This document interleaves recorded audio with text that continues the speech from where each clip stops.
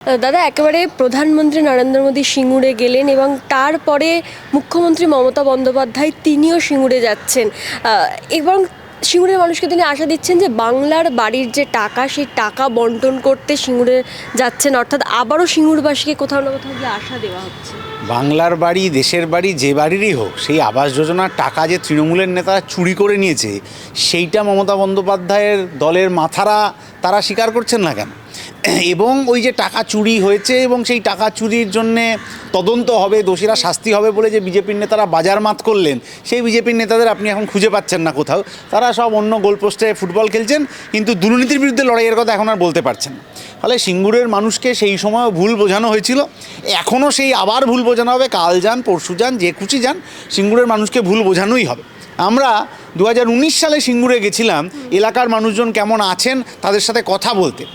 ওই এলাকায় তৃণমূলের পঞ্চায়েত সমিতির সভাপতির বাড়ির ছেলে কাজের জন্য ব্যাঙ্গালোরে, অথচ বাড়ির বাবা মা, বয়স্ক বাবা মা বাড়িতে বসে রয়েছেন আর ছেলে ব্যাঙ্গালোরে আছে কাজের জন্য।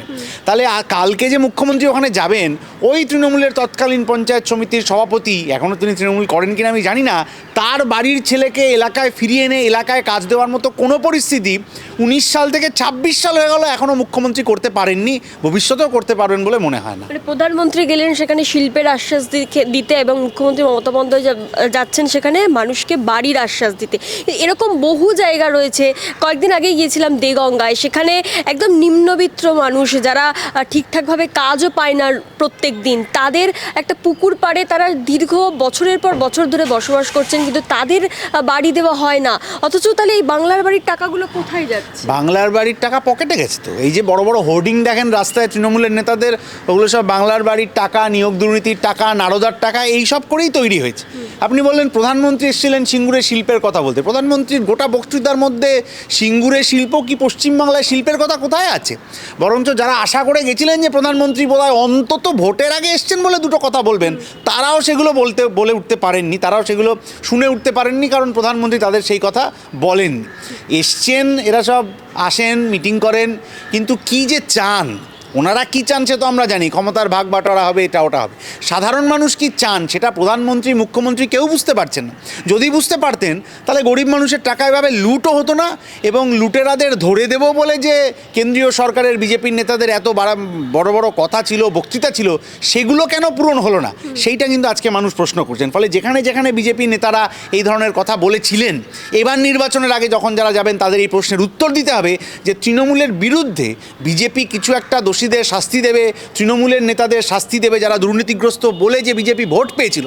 আজকে কিন্তু মানুষ আরেকটা ভোটের আগে জীবন দিয়ে উপলব্ধি করছেন যে আসলে কত বড় ভাওতাবাজদের মুখোমুখি তারা হয়েছিল। ফলে এর পরের বার যখন বিজেপির নেতারা ভোট চাইতে যাবেন, তাদের কিন্তু এই প্রশ্নের উত্তর দিতে হবে। কিন্তু প্রধানমন্ত্রী শিল্পের বিষয়ে একটা কথা বলেছিলেন যে আইন শৃঙ্খলা যদি ঠিক হয় তবেই পশ্চিমবাংলায় বিনিয়োগ হবে, তবেই শিল্প আসবে। আইন শৃঙ্খলা ঠিক হবে কি করে?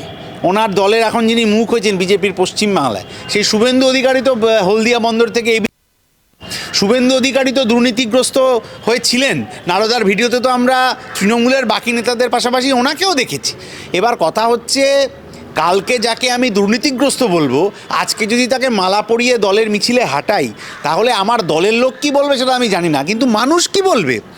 যে বিজেপির নেতারা দুর্নীতির ভিডিও পাড়ায় পাড়ায় দেখিয়েছিলেন, সেই বিজেপির সোশ্যাল মিডিয়া হ্যান্ডেল থেকে দুর্নীতির ভিডিও ডিলিট করে দিতে হলো, কারণ শুভেন্দু অধিকারী, শঙ্কুদেব পান্ডা, অমুক তমুক তারা সবাই বিজেপিতে জয়েন করে গেছে। ফলে এই বিজেপির বিশ্বাসযোগ্যতা কোথায়? এমনি পশ্চিমবাংলার বিজেপি থেকে প্রাক্তন তৃণমূলটা সরিয়ে নিলে বিজেপিকেই আপনি খুঁজে পাবেন না। ফলে এই বিজেপি পশ্চিমবাংলায় বিকল্প হয়ে উঠতে পারবেন না, কারণ মুখ্যমন্ত্রী যতই বলুন তিনি জানেন যে তিনি এমনি ওটা বেলুন ফোলাচ্ছেন। একটা সঠিক জায়গায় যদি আঘাত পড়ে, ওই বেলুনটা ফুটো হয়ে যেতে বেশি সময় লাগবে। এবং এই যে সিঙ্গুরে শিল্প হয়নি, তারপরে মমতা বন্দ্যোপাধ্যায় ক্ষমতায় আসা, কোথাও গিয়ে বামেদের পদ্ধতিগত ভুল ছিল, কথা আমি বলছি না, বামপন্থী বাসু আচারিয়া রাজনৈতিক বিশ্লেষকও তিনি কথা বলছেন যে বামেদের যে পদ্ধতিগত ভুল ছিল সেটার জন্য এখন অন্তত মানুষের কাছে ক্ষমা চাওয়া উচিত, অর্থাৎ ড্যামেজ কন্ট্রোল করা উচিত। যারা ষড়যন্ত্র করলেন ক্ষমা তো তাদের চাওয়া উচিত। যারা ওখানকার মানুষকে ভুল বোঝালেন যে এখানে শিল্প হলে সব একেবারে ধ্বংস হয়ে যাবে, তাদের মানুষের কাছে ক্ষমা চাওয়া উচিত।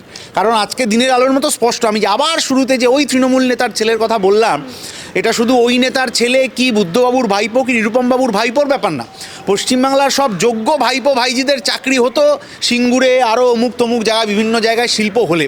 আজকের দিনে দাঁড়িয়েও যারা তৃণমূল সরকারের দুর্নীতি হোক সেটা বাদ দিয়েও তৃণমূল সরকারের অন্য সমালোচনা করছেন, তিনি বামপন্থী ডানপন্থী যেই হন না কেন, এই কথাটা বারংবার আসছে যে কি তৃণমূল কি বিজেপি, তারা গোটা পশ্চিমবাংলায় গোটা দেশে কোথাও শিল্প তৈরি করতে পারছে না যেখানে ছেলেমেয়েরা যোগ্যতার সাথে কাজ পাবে। সেটা হচ্ছে না বলেই কাউকে ক্যাজুয়াল কন্ট্রাকচুয়াল জায়গায় তার নিরাপত্তা সম্পূর্ণ ধ্বংস হয়ে যাচ্ছে, কিন্তু তাকে বাধ্য করা হচ্ছে ওখানে কাজ করতে। এলাকায় কাজ নেই বলেই কাউকে বাধ্য করা হচ্ছে পরিযায়ী শ্রমিক হিসেবে কাজ করতে, সে ওখানে মার খাচ্ছে, সে ওখানে তার নির্যাতন হচ্ছে, তাকে পুড়িয়ে মারা হচ্ছে, পিটিয়ে মারা হচ্ছে, কিন্তু আমাদের এখানকার বিজেপি তৃণমূলের নেতারা চুপ। তাহলে ক্ষমা চাইতে হবে তাদের, যারা সেদিন ষড়যন্ত্র করে বাংলার মানুষকে ভুল বুঝিয়েছিলেন, আজকেও প্রতিনিয়ত বাংলার মানুষকে ভুল বুঝিয়ে যাচ্ছেন যে বামেদের ক্ষমা চাওয়া উচিত।